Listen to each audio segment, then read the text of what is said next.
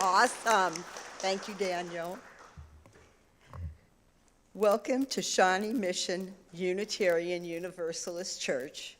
I am Kay, and together we welcome you to this place of possibility. This is love's hearth, the home of hope, a refuge for minds in search of truth, unfolding, ever beautiful, ever strange. Here, compassion is our shelter, freedom our protection from the storms of bigotry and hate. In this abode, may we find comfort and courage. Here, may our sight become vision, to see the unseen, to glimpse the glimpse of the good yet to be, by Marianne Hatch and Cotter. We are so happy that you've chosen to join us at this sanctuary.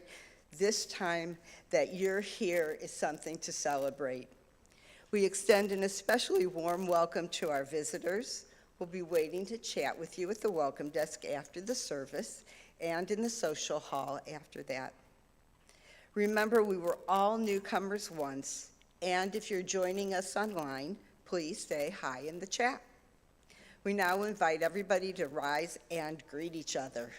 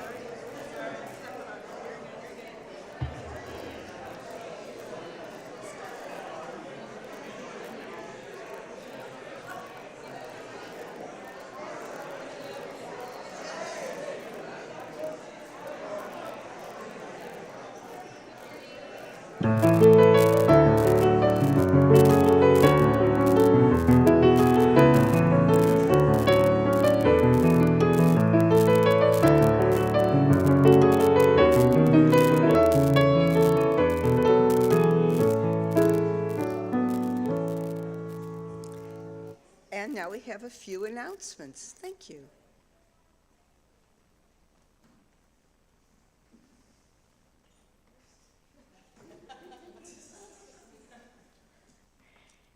All right. Good morning.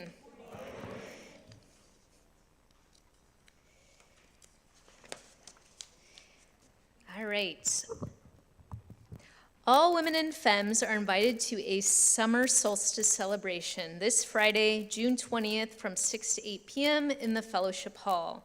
We will eat, drink, drum, sing songs, and engage in meaningful rituals and activities. This event is for women and femmes only. Older children are welcome to participate, and childcare is available for children ages 5 and younger.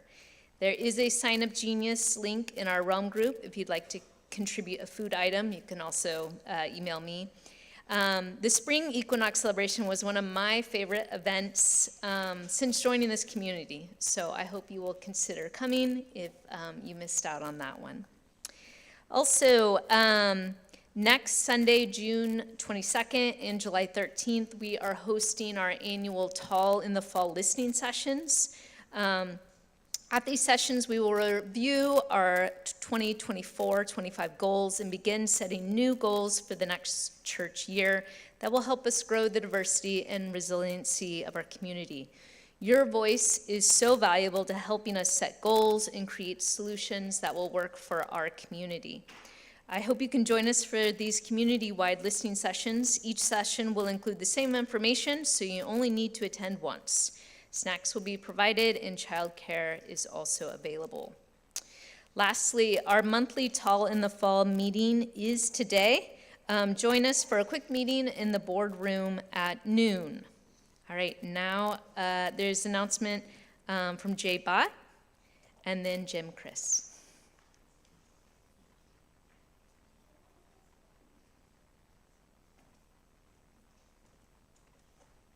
Hello. We are hiring. We're looking for a dynamic, well-rounded educator who can take over from our departing Jen Lacey as Director of Lifespan Religious Education. Our Lifespan Religious Education program at SMUUCh is the heart of our church. It's where we form ourselves spiritually, are challenged in relationships, and expand the horizons of our minds and relationships. We're unlikely to hire a congregant, but please encourage your awesomest friends and family to apply. Unitarian Universalist or UU adjacent would be wonderful, but we understand the smallness of our denomination means that many qualified, lovely people have never been exposed to us. So we invite all candidates. Please reach out to Rev. Rose with any resumes. Thank you.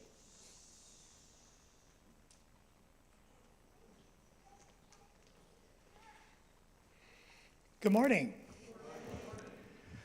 We try to do a good job here to welcome visitors. We do two things. One is our Just the Basics session once each month on the second Sunday. We offer a brief, informal session after the service for brand new newcomers who may be wondering what they got themselves into.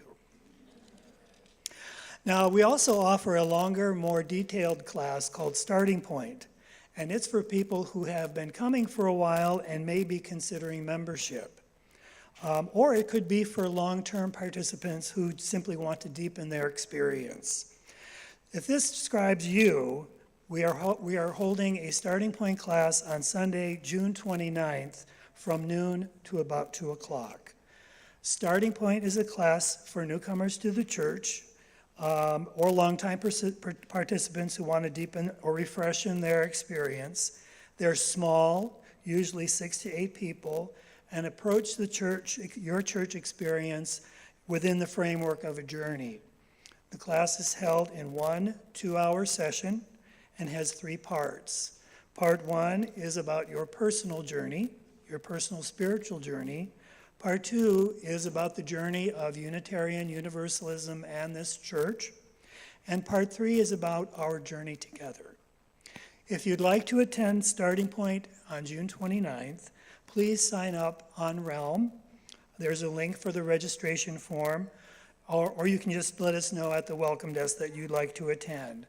Childcare is available, but we need to know that you need it. And Starting Point is offered about every month. So if you can't make it in June, there'll be another one in July. Thanks.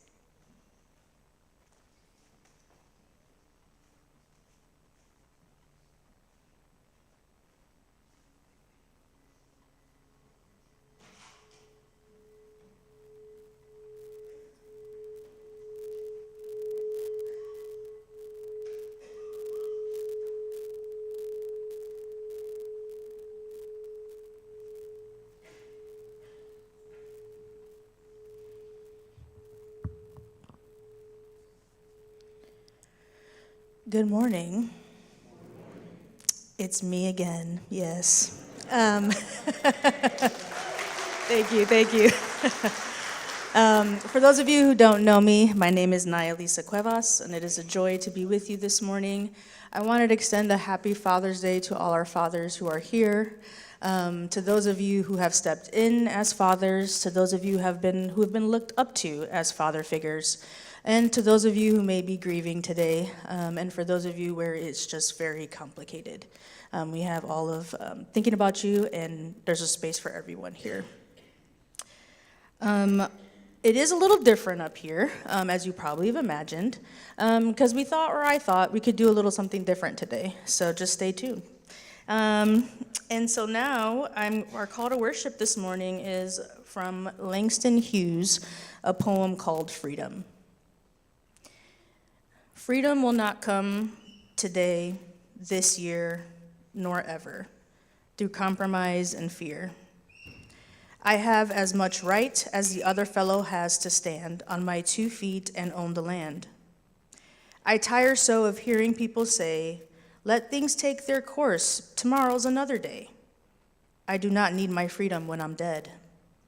I cannot live on tomorrow's bread. Freedom is a strong seed planted in a great need. I live here too. I want my freedom, just as you. Please rise as you're willing and able for hymn number 66, When the Summer Sun is Shining.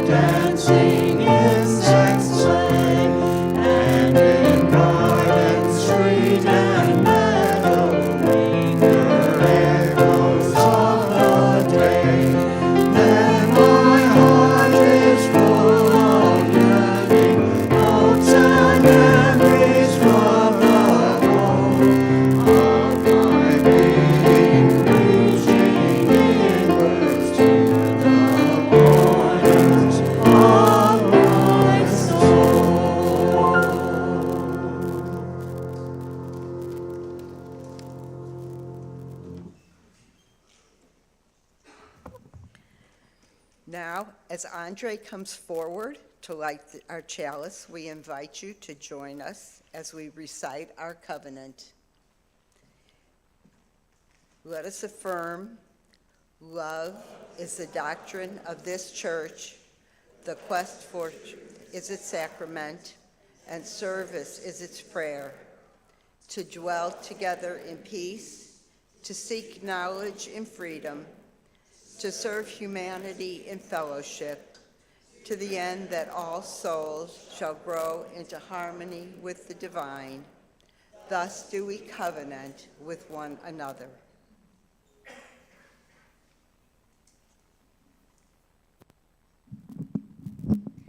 I'd like to invite all of our children forward to sit around this campfire. Grab a log.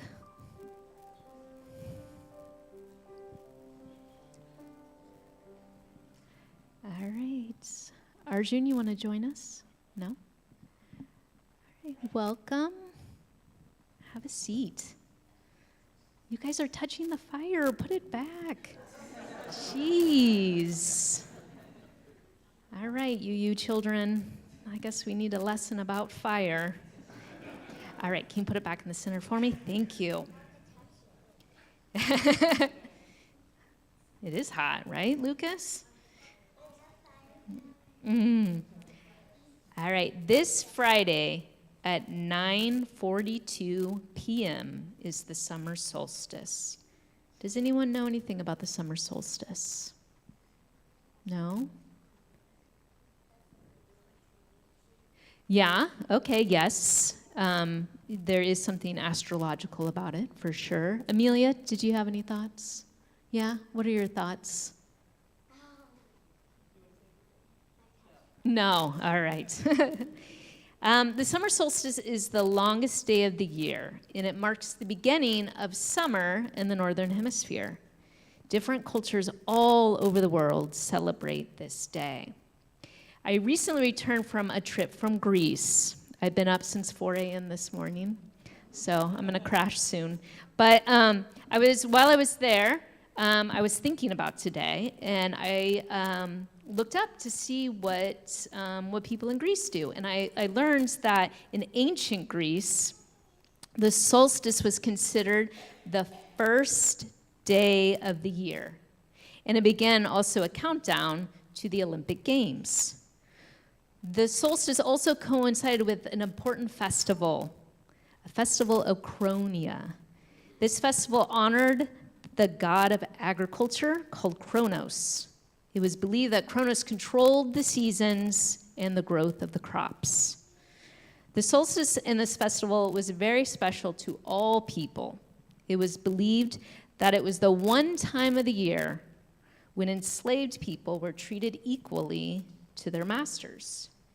Everyone got to celebrate with food and dancing during this time. It was also a time for purification. Does anyone know what it means to be purified? Or have you heard that word before? Water, yeah. All right, what's purified water? Yeah, filter. It's clean, right? The idea is that it's different than drinking like water out of a pond. Yes, so to be purified just means to be cleansed or to be washed clean. So to do this, during this tradition, which is actually done a lot of places around the world, they would build a bonfire. And the bonfire reminded them of the sun, which we think a lot about for the summer, in the summer solstice. They believed that if you jumped over the fire, that you would be cleansed of all evil, all the maybe bad choices you made that year would be washed clean. You would have a clean slate. Also, many people, because it marked the beginning of the new year, they would make a wish for the new year as they leapt over the bonfire.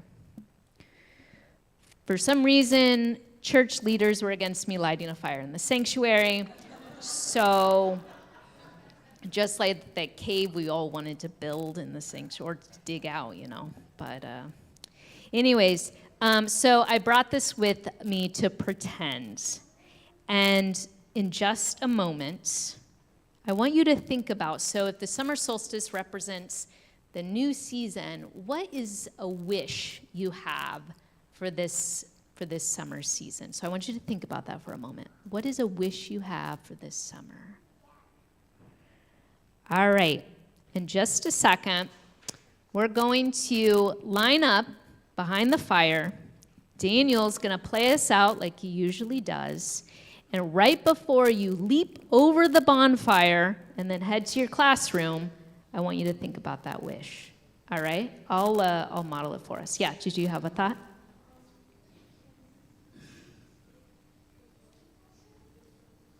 Yes, you can. Mm-hmm. All right.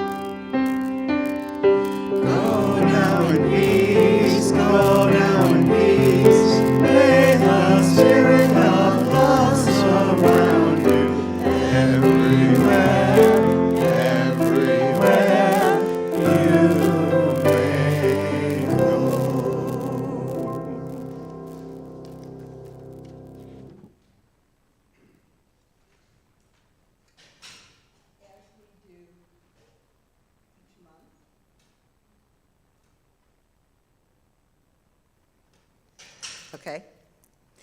We as a community take time to reflect on a theme. The children do this in their classes, and we do it here in worship and in our small groups. This month's theme is freedom. I am of the shtetl and pogrom, of movement and longing to stay, of an ancient religion, This is in my blood as passed down by my ancestors. I am also of a time when many of my age now, children could roam pretty freely through neighborhoods that were mostly safe, even on the south side of Chicago. We had such freedom of movement that unless you failed to show up for a meal, no one seemed to mind, or maybe even know. Given that amount of freedom, I went on to go away for college, travel, and live abroad. But I'm fully aware that this kind of freedom today is more curtailed both locally and globally by many factors. Dangers have too many names to call out, and freedom often comes at a hefty price. The lack of this kind of freedom of motion is the kind that is in my DNA. All my grandparents came from places where freedom and movement was, in reality, forced relocation. I am of the Jews, the shtetls, and ghettos of Eastern Europe who were forced to pick up and move or be killed by king's soldiers or locals who took the hint and engaged in frequent pogroms. So imagine my surprise when I was in Israel and saw the ghetto that the Palestinian West Bank has become. The walls are higher than any of my ancestors would have seen or could have even imagined. But the presence of soldiers in their daily lives might have been more familiar. And now we are seeing the Palestinian version of the Warsaw Ghetto in Gaza. The walls that enclose the West Bank are not visible in Gaza, but enforced just as if they were.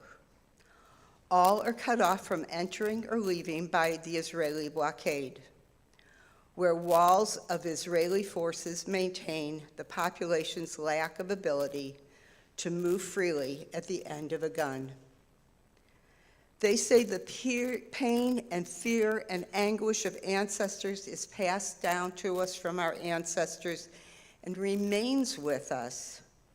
And so the compassion I feel for these people is palpable to me and heightened. To be clear, the exact populations of the Warsaw Ghetto and Gaza and the space allowed to them were vastly different. The population of Gaza before October 2023 was 2.25 million people living within 141 square miles and blockaded by Israel.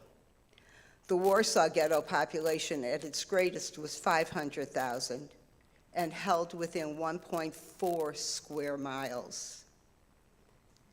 While the Warsaw Ghetto saw its population swell by forcing all the city's Jewish residents into the ghetto, Gaza residents see their population decline from a spiraling death rate from bombs and bullets, hunger, and malnutrition. But the results to date are not vastly different, and hopefully the end result in Gaza is better than that of the residents of the Warsaw Ghetto. But the Palestinians are being pushed into ever smaller areas by the encroaching Israelis. Access to more conventional means of protest are restricted by the Israeli Defense Forces. I cry watching this on the news and rail at the forces of a religion I once loved commit these heinous acts. For them and all the others who are stuck in a world not of their own making, we pray for freedom to move freely for all peoples regardless of where they are. Freedom to be self-governing and self-sustaining. Freedom from outside intervention and interference. Freedom for all the people. Freedom of assembly to work, play, and pray as they choose. Just freedom. That would be enough.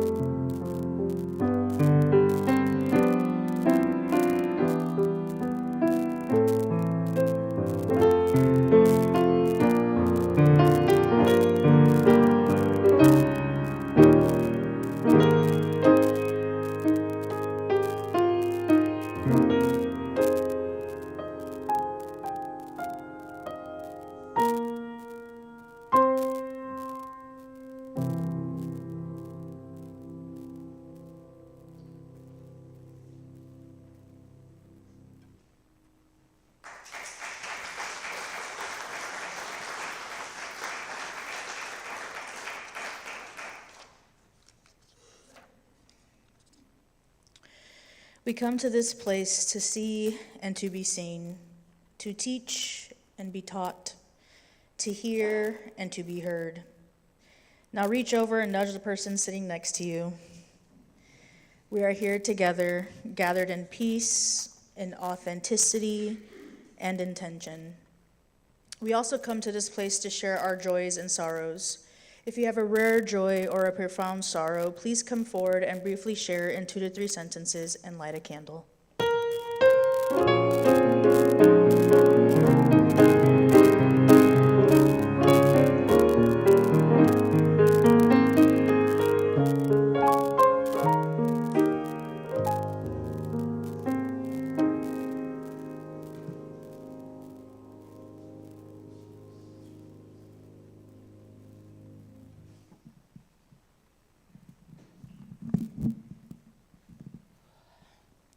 We moved here about a year ago from Minnesota, and we were heartbroken to hear that there had been 4 shootings. Melissa Hortman, former Speaker of the House, and her husband Mark were killed, and John Hoffman and Yvette Hoffman were shot as well. All of them had children, or have children. Jim had campaigned for John Hoffman, so this is very personal to us. Melissa Hortman especially was a really wonderful legislator, and she even was a foster dog trainer for Helping Paws. They were good people, and this tragedy is really heartbreaking. But with a joy, we went to Kansas City to protest, all the more emboldened to go because of this. And it was so uplifting to see so many people come. So we're really glad to be part of this community.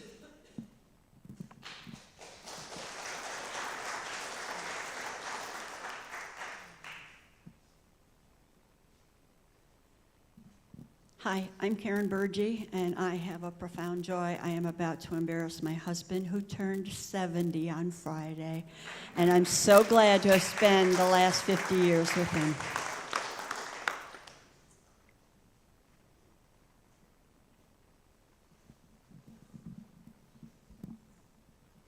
You know who I am now. This is a joy. My son turned 45 this week. And because his birthday always falls within the week of Father's Day, it's Papa-palooza.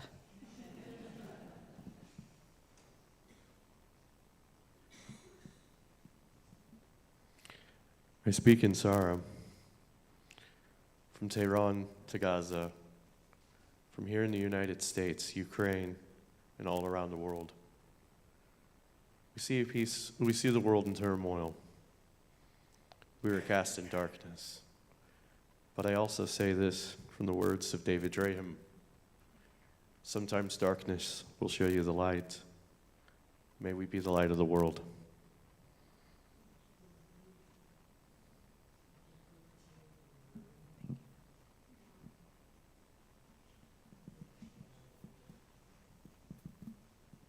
I'm here for sorrow.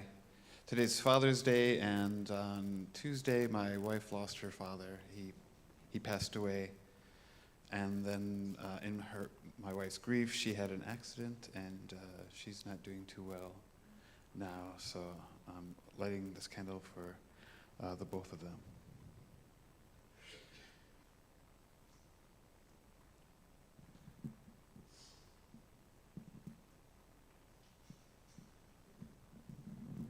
I'm Alyssa, and I have a candle of concern and sorrow. Last week, I had a meeting with my team at work, with our manager, and the future of my job is up in the air. Those are still in our building looking for ways to either downsize us further or shut us down. So I have started job hunting. If you know of any possible job opportunities, I would greatly appreciate it.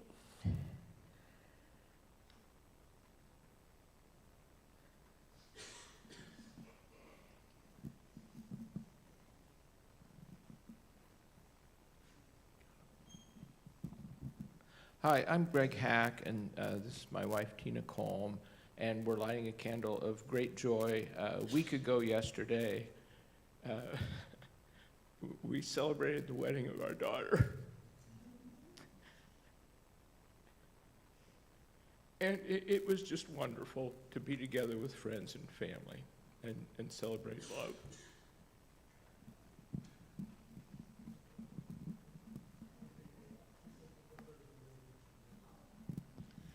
I'm Kent Johnson, and 12 years ago today, Yvonne's father, Terrell Gibbons, passed away. And he was a great guy, and we still miss him.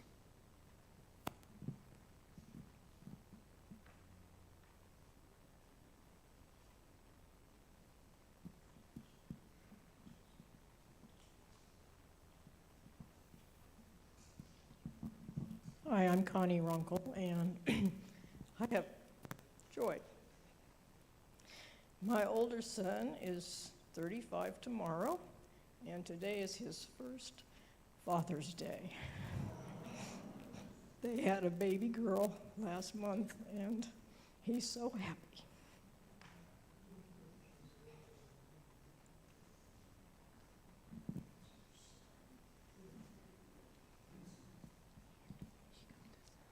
We'll try again. You know, ma'am, if you don't know my name, that's okay. I'm just the weird guy that comes up with 2 badges and lights a candle and doesn't say anything. But my wife talks to me. My wife talks to me. I know, they say I'm crazy. But I've been crazy my whole life. She told me to retire her badge. And so I did.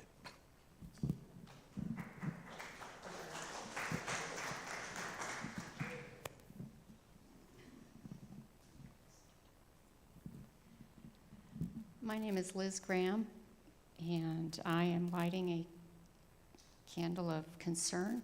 I'd like to raise energy and prayers for a good friend of mine in Canada that's having some important surgery. We are among 7 women that have been meeting together for 3 years now by Zoom, and we've only met in person once, and that was last year, but they all send their energy here too. So, but please for my friend, thank you. And I'm gonna blow this out, but I'm lighting a candle for Haley, our office administrator, who broke her leg this week. So sending her healing and care and comfort during this time. And for all of the joys and sorrows that remain in the silent sanctuary of our hearts, we sing this song for you.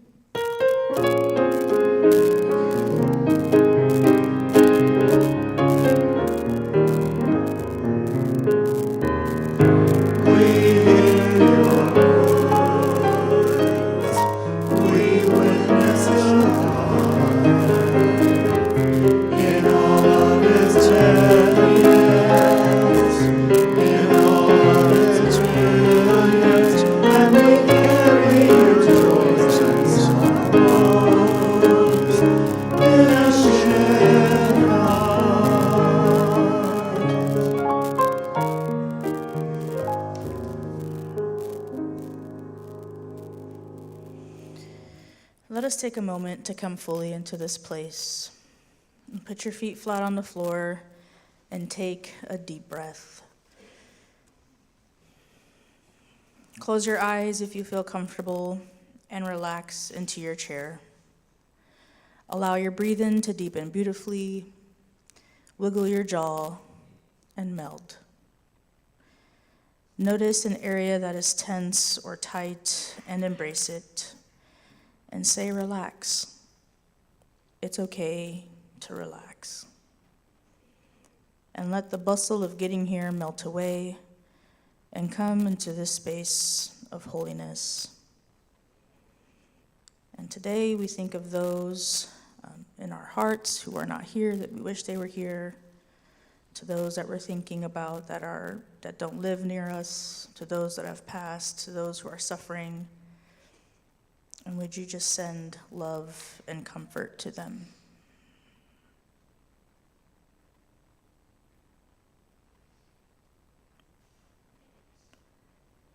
And now join us for our meditative hymn, Filled with Loving Kindness.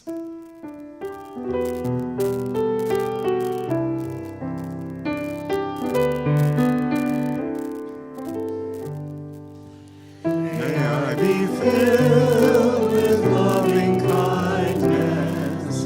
May I be well. May I be peaceful and at ease. And may I be happy. May you be filled with loving kindness.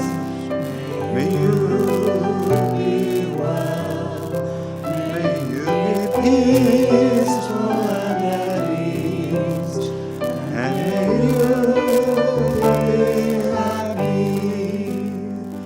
May we be filled with loving kindness.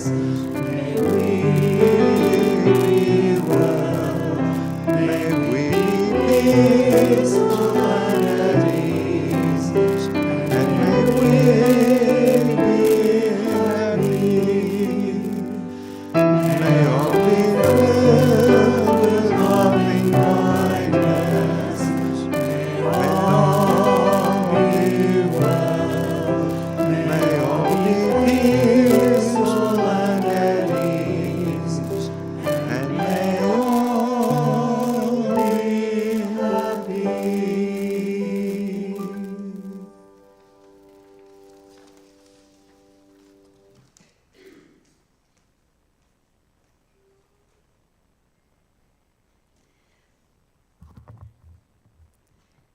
The reading for this morning.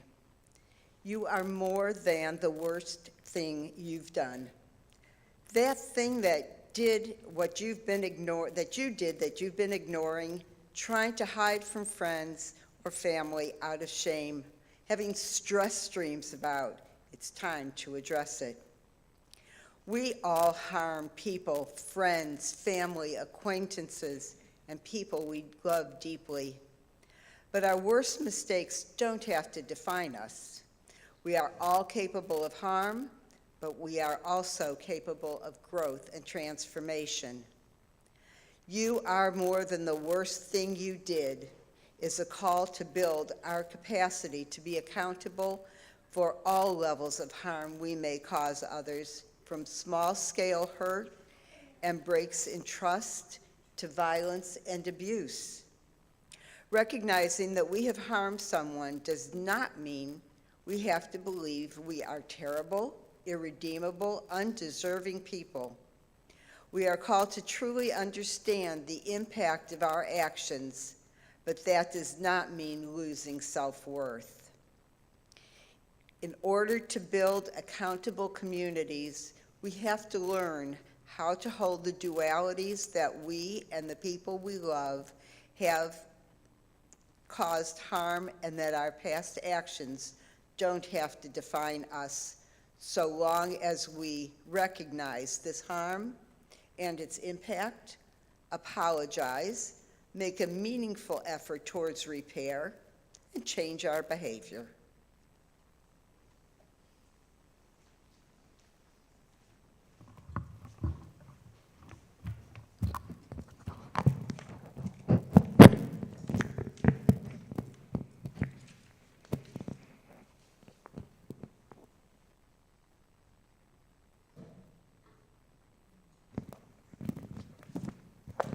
Can I have Micah Rose to come up here, please?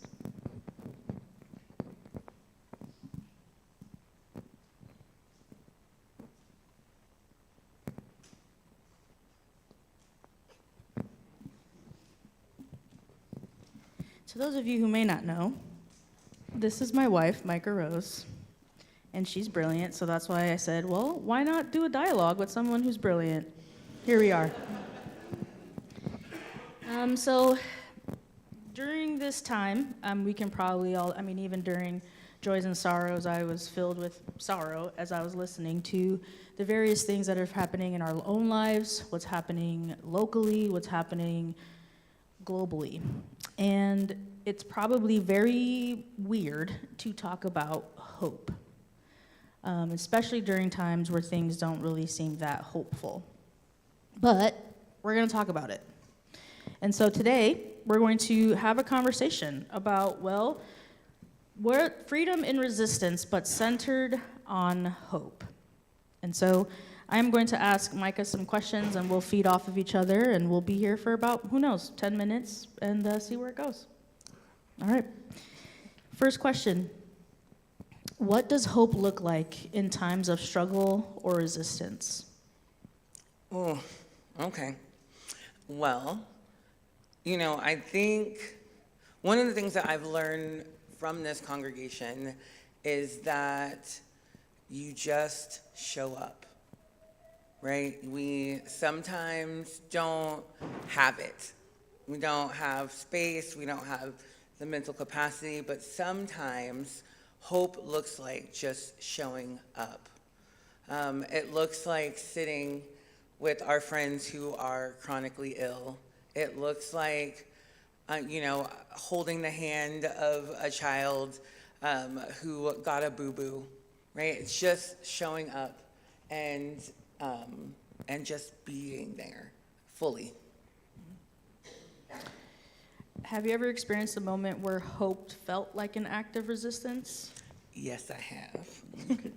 So, as many of you know, I just graduated with my master's in education.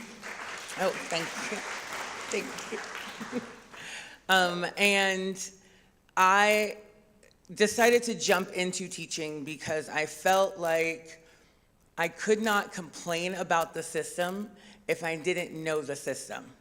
So I had to get into the system to be able to see, like, how do we as just community members and regular folk, how do we shift the system and build an education system that is not just building workers, but building people who can freely think and contribute to our society. And I found that, like, in my school district or in the schools, that most people care about butts in seats. Pardon my language. They care about, you know, are the kids coming to school? Are they sitting in their seats? Are they following the rules? Not too many people care about, are they learning? Are they experiencing some sort of like epiphany? Are they understanding the world that they live in? Are they looking at their neighbor and having compassion? No one is caring about that. And I felt like in that moment, working with 99% Black and brown students from probably middle to low income, that what I had to do was teach them how to think for themselves. And I had to show them through the readings. As many of you know, I taught AP English for high school, and through the readings that we would have and the discussions that we would have about around these readings, I had teachers coming into my room going, is this English class? You're talking about history. Is this English class? You're talking about geography. And I'm like, it's English class. Close my door. And I think that hope, that the hope I had was that I could change the world. Just one student, right? One student who will hopefully go change one other person's life. And so I had 100 students. And if one thing I said mattered to them, my hope is that they would go and spread that. And so hope for me was teaching my students how to be citizens, how to be compassionate, how to be kind, how to be empathetic, and how to think for themselves. And that was resistance.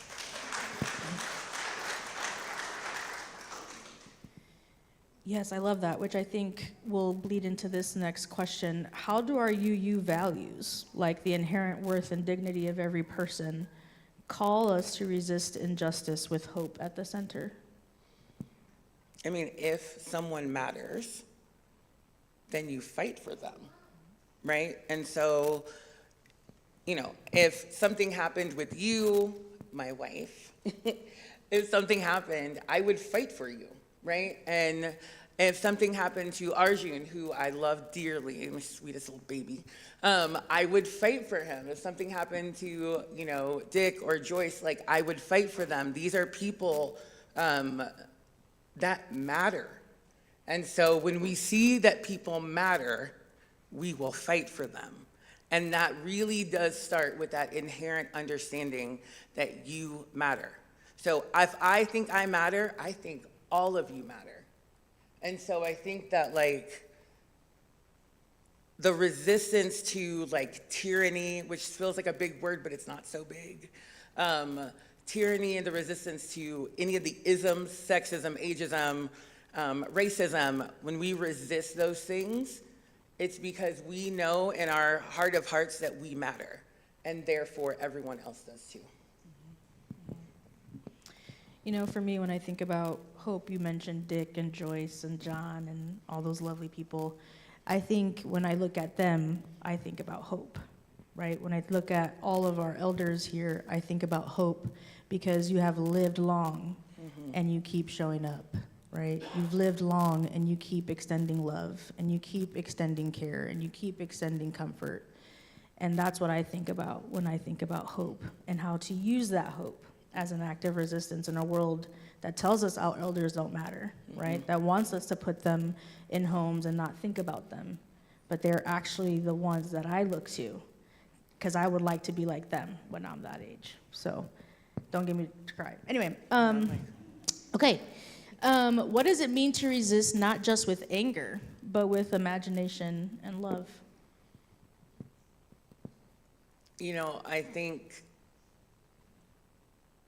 love is kind of used as like this, I don't know, like a sort of amalgamous thing that's like really big and weird and like it's about romance, but no, it's about like caring and all these different things. And I really do think that we have to redefine love as, I can see the inherent worth in this person. Like that is love. And I think also love is an action. And so, when I'm thinking about ways to engage, maybe it's people I don't agree with, or maybe it's people that I don't know or don't live a life like mine. I have to think about what might it be to walk a day in their shoes. And that sounds really cliche. Like as I'm saying it, I'm like, oh my gosh, that sounds like, something that you'd read in like Chicken Soup for the Soul. But you can tell how old I am by that reference. But, it really is about like looking at the person next to you. It's about choosing to like see who they really are and understand like how they move and how they walk and why they walk that way. And, when someone walks into a room and they command a room, I'm always thinking, oh, what do you know that I don't know? Like, I'm always trying to figure out, like, how can I find a little thing? And when I stepped into this congregation 3 years ago, around this time, I think 3 years ago, I was like, who are gonna be my best friends? My eyes were wide open, waiting for like, someone to like cross my path or give me an eye, and I found it. I found people that I love and care for. I found people that I can, sort of wrestle with on hard issues, and people who agree with me, and quite a few people who don't agree with me all the time. But when we have that sort of like idea that when we step into a space, we can resist what the world is telling us because we have decided to connect on like a personal level. We have decided to connect with the idea that we all have inherent worth, and therefore like we can fight together towards an end that will bring dignity and worth to everyone.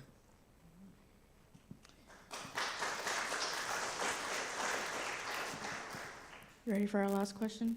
I'm ready. Let's go. What does it look like to live as if a better world is possible, even when it's not guaranteed? Wait, can you read it one more time? Yes.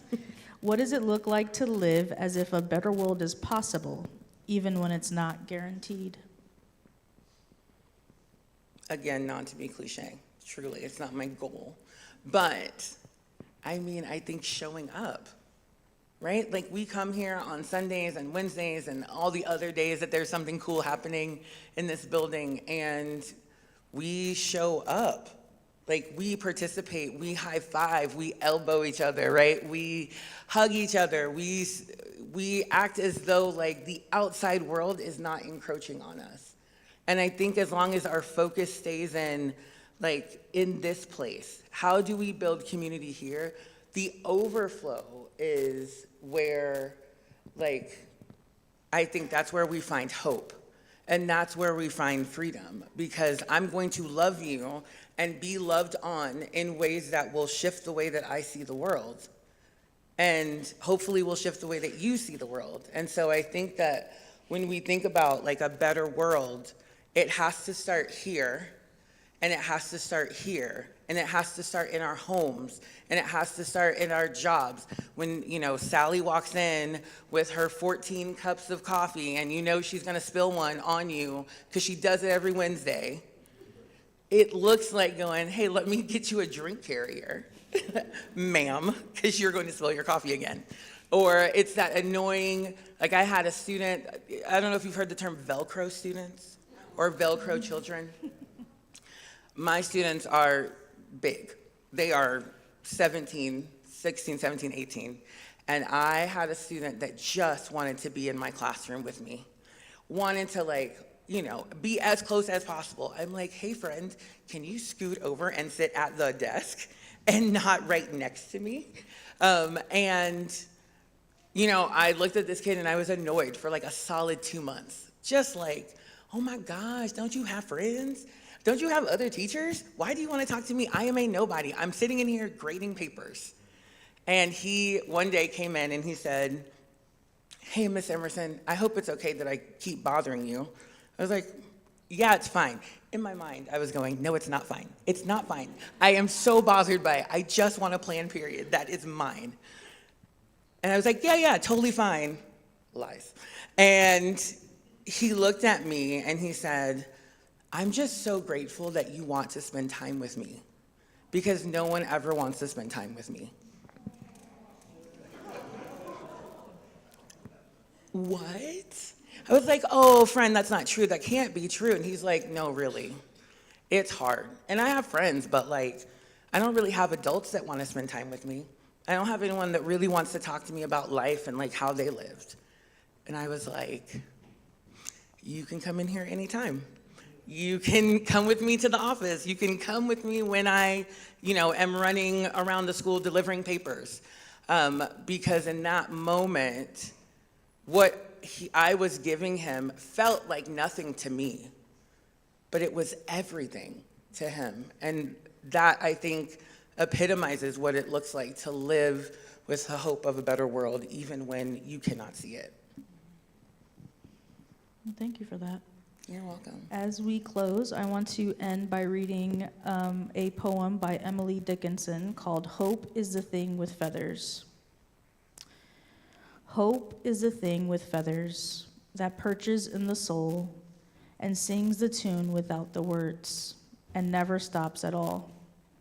And sweetest in the gale is heard, and sore must be the storm that could have bashed a little bird that kept so many warm. I've heard it in the chillest land and on the strangest sea, yet never in extremity it asked a crumb of me. Thank you so much, and thank you everyone for engaging and sitting something different. I appreciate you.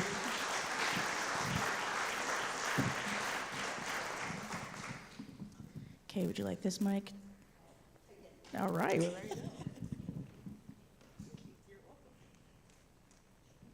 the important part. The work of the church depends on us. Our generosity of time, wisdom, and financial resources. We invite you to give generously to support the ongoing work of the church. The offering will now be given and received in grateful appreciation of our shared values.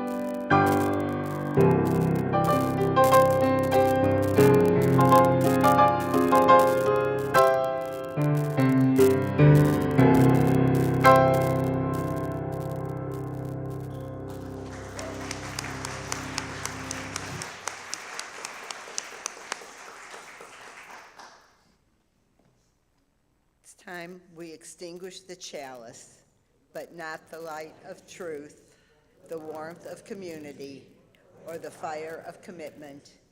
These we carry in our hearts until we are together again. Please rise as you are willing and able for our closing hymn, number 155, Circle Round for Freedom.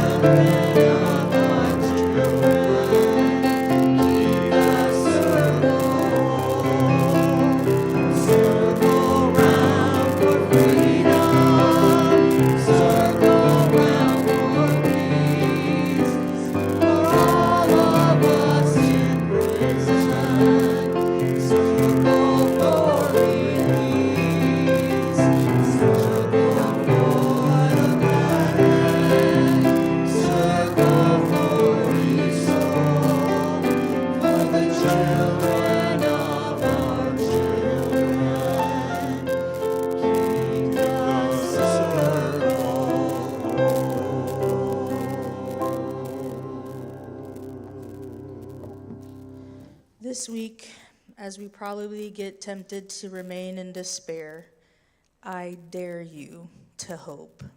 Go in peace.